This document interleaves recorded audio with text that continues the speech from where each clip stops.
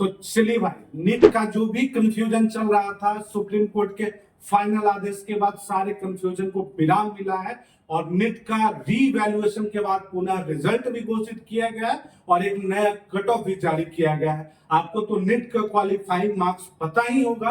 अगर आप general category से बिलोंग करते हैं तो आपका जो क्वालिफाइंग मार्क्स है वो है 162 और अगर आप रिजर्व कैटेगरी से बिलोंग करते हैं तो आपका क्वालिफाइंग मार्क्स है 127, यानी कि पहले से जो क्वालिफाइंग मार्क्स था उसमें करीब 2 मार्क्स कम हुए।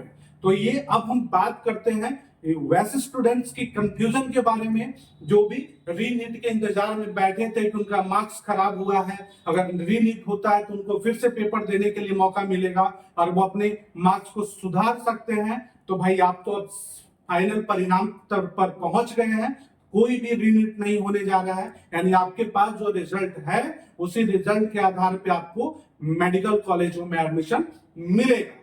तो अब आपको कमर कसकर तैयार होना होगा कि किस कॉलेज में आप एडमिशन के लिए एलिजिबल हो पा रहे हैं और कौन सा आपका पसंदीदा कॉलेज है। तो चलिए आज हम बात करते हैं बिहार के कुछ प्राइवेट कॉलेजों का, और ये जो वीडियो होगा खास करके वैसे स्टूडेंट के लिए फ्रूटफुल होगा जिनके मार्क्स जो है वो कम है, लो मार्क्स है, क्योंकि उनके दिमाग में सबसे ज्यादा कंफ्यूजन चल रहा है कि भाई रैंक में वेरिएशन इतना ज्यादा हुआ है इस बार, तो क्या हम अपने इस लो मार्क्स पे नीट क्वालिफाई तो कर गए हैं लेकिन क्या हमारा एडमिशन पॉसिबल हो पाएगा या नहीं। तो अंत तक बने रहेगा हमारे इस वीडियो में, क्योंकि आज हम आपके सारे सवालों का यहाँ जवाब देने वाले हैं और आपके सारे कंफ्यूजन को हम दूर करने वाले हैं। तो आज हम बात करेंगे खास करके बिहार में आपके लिए एडमिशन की क्या संभावनाएं हैं।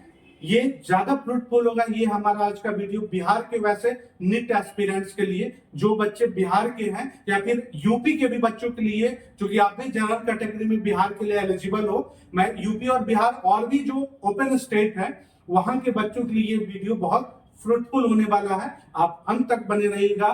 तो हम शुरू करते हैं बिहार के प्राइवेट कॉलेजों के बारे में। वहां उस कॉलेज की संख्या क्या है, कितने सीट्स हैं और वहां एडमिशन की क्या पॉसिबिलिटी होगी और कितने मिनिमम मार्क्स तक आप एडमिशन के लिए एलिजिबल हो सकते हो।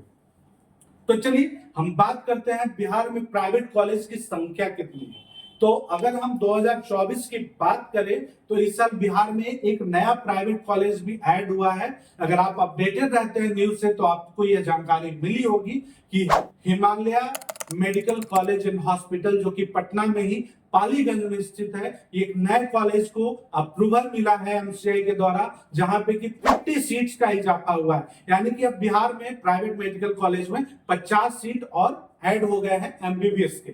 तो ये एक नए कॉलेज है और इस कॉलेज को ऐड करके बिहार में total 9 MBBS private medical college open हो चुके हैं। अगर हम बात करते हैं सारे मेडिकल कॉलेज की तो हम सबसे पहले नाम लेंगे कटिहार मेडिकल कॉलेज, जो कि एक मुस्लिम माइनॉरिटी का कॉलेज है और बिहार के कटिहार में स्थित है। ये बिहार का one of the oldest private MBBS college है, प्राइवेट मेडिकल कॉलेज है और ये वैसे बच्चों को यहाँ एडमिशन मिल पाता है जिनके मार्क्स मोर देन 400 होते थे। अगर हम इस ईयर की बात करें, खास करके जनरल कैटेगरी के बच्चों की बात करें या ईडब्ल्यूएस कैटेगरी के बच्चों की बात करें, अगर या हम ओबीसी कैटेगरी के बच्चों की बात करें तो इस ईयर आपको 500 प्लस मार्क्स पे कटिहार मेडिकल ज्यादा हो सकता है। अगर हम बात करें दूसरे मेडिकल कॉलेज की जिसके हम लोग माता गुजरी मेडिकल कॉलेज एंड हॉस्पिटल जो कि बिहार के किशनगंज में स्थित है, अगर इस कॉलेज में हम एडमिशन की बात करें तो मानकर चलो कि आप 500 नंबर या 510-20 नंबर के आसपास अगर आपने स्कोर किया है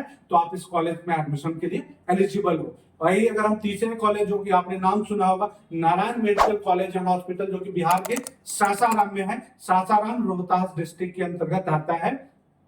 सासाराम के बारे में आप बच्चे बहुत जानते भी होंगे अच्छे से।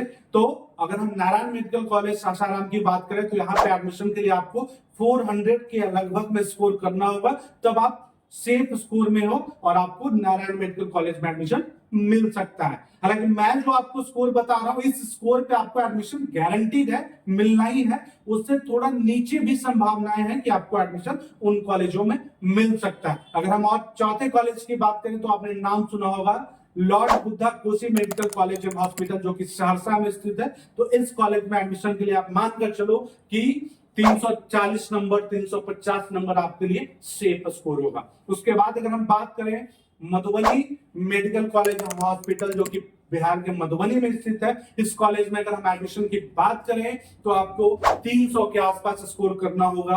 अगर आप 270-80 भी स्कोर किए हैं तो आप मधुबनी मेडिकल कॉलेज के लिए एलिजिबल हो सकते हैं। अगर हम आगे चले तो हमें बात करना होगा Netaji Subhash medical college and hospital, जो कि पटना के बिहटा में स्थित है। अगर इस कॉलेज के हम एडमिशन पॉसिबिलिटी की बात करें, एलिजिबिलिटी की बात करें, तो आपका जो स्कोर है वो 250 220 ये स्कोर अगर आपका है तो आप इस कॉलेज में एडमिशन के लिए एलिजिबल हो। अगर हम और आगे बढ़े तो हमें बात करना होगा Shri Narayan medical college and hospital, जो कि बिहार के सहरसा में स्थित है।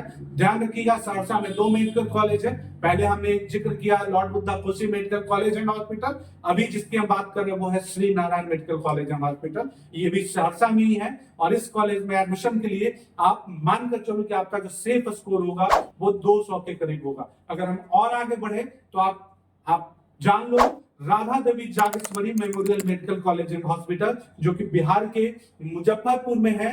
और ये कॉलेज भी आपको 2020 में ओपन हुआ था, जैसे श्री नारायण मेडिकल कॉलेज सहरसा भी 2020 में ओपन हुआ था। तो मुजफ्फरपुर के कॉलेज में, जिसको हम लोग Radha Devi Jageshwari memorial medical college के नाम से जानते हैं, इस कॉलेज में एडमिशन के लिए आपका जो सेफ स्कोर होगा वो 180 और 200 मार्क्स होगा। अगर हम इससे और आगे चले, जैसे अभी हमने एक जिक्र किया था वीडियो के स्टार्टिंग में ही कि एक नए कॉलेज को अप्रूवल मिला एमसीआई के द्वारा, जिसको हम लोग Himalaya medical college and hospital, जो कि पटना के पालीगंज में स्थित है।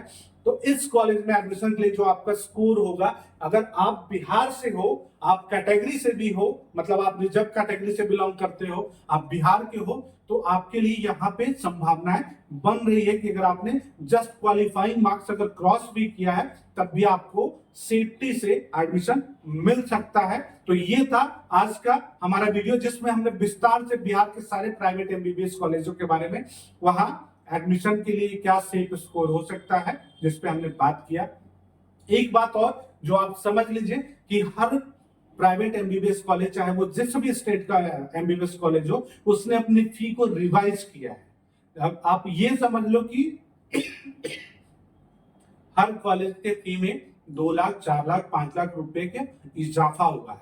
जैसे अगर अभी हम बात करें, ये जो नया मेडिकल कॉलेज बिहार में अप्रूवल मिला है, Himalaya medical college and hospital, जो पटना में है, इसमें फी अगर आप विद हॉस्टल बात करोगे, फूडिंग लॉजिंग एंड मेस, आपके एकेडमिक फी, या फिर आप जो सिक्योरिटी अमाउंट होता है, रिफंडेबल अमाउंट होता है, इन सारे अमाउंट को आप अगर इंक्लूड करो तो आप समझो कि 78 लाख का बजट आपको इस कॉलेज के लिए अफोर्ड करना होगा, जो कि आप समझो कि वैसे बच्चों के लिए ये बहुत सुखद होगा, उनके लिए बहुत ही खुशी का ये समाचार होगा, न्यूज होगा कि उनको अपने बिहार में ही, उनको अपने इंडिया में ही इस बजट में भी कॉलेज ऑफर हो सकता है। इसके अलावा और भी, जैसे आप सहरसा या फिर मुजफ्फरपुर के कॉलेज की बात करो तो कि 72, 74, 76 के लगभग लाख के लगभग में उनका बजट है।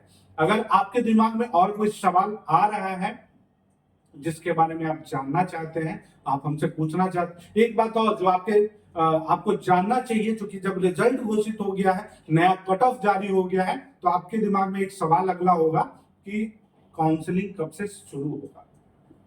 तो मैं आपको बता दूं कि ऑल इंडिया की काउंसलिंग शुरू होने वाली है, जिसकी नोटिस आपको बहुत जल्द मिलने वाली है। और सबसे पहले जो हैंडीकैप्ड बच्चे हैं उनको अपना मेडिकल सर्टिफिकेट बनवाने के लिए उनको 10 दिन का टाइम दिया जाएगा। उसके बाद ऑल इंडिया की काउंसलिंग शुरू हो जाएगी। उसके बाद हर स्टेट अपनी अपनी काउंसलिंग करने वाले हैं, चाहे वो बिहार स्टेट हो, यूपी स्टेट हो, तो सारे स्टेट के बच्चों को ऐसे ऐसे काउंसलिंग में बैठने का मौका मिलेगा। हमने इस वीडियो में जिस मार्क्स तक के कॉलेज मिलने की बात की है, ये इस वीडियो में इस मार्क्स में वैसे बच्चे भी इंक्लूड हैं जो यूपी या फिर अदर ओपन स्टेट से बिलोंग करते हैं। ओपन स्टेट मतलब वैसा स्टेट जहां की अदर स्टेट के बच्चे भी जाकर के एडमिशन करा सकते हैं, एलिजिबल होते हैं। तो ये था हमारा आज का फ्रूटफुल वीडियो। मुझे लगता है कि आपके सारे सवालों का जवाब देने में हम सफल हुए होंगे, सक्षम हुए होंगे। फिर भी अगर आप कोई संदेह आपके दिमाग में आता है, किसी सवाल पे आप हमारा राय चाहते हैं, तो आप हमें कमेंट बॉक्स में लिख सकते हैं, आप हमारी टीम को संपर्क कर सकते हैं। निश्चित तौर पे हम आपके सारे सवालों का जवाब देंगे। So thanks for watching. और हाँ, इस वीडियो को आप अधिक से अधिक शेयर कीजिएगा ताकि अधिक से अधिक जरूरतमंद नीट एस्पिरेंट्स और उनके पेरेंट तक ये उपयोगी वीडियो पहुंच सके। तो thanks for watching, like, subscribe and share.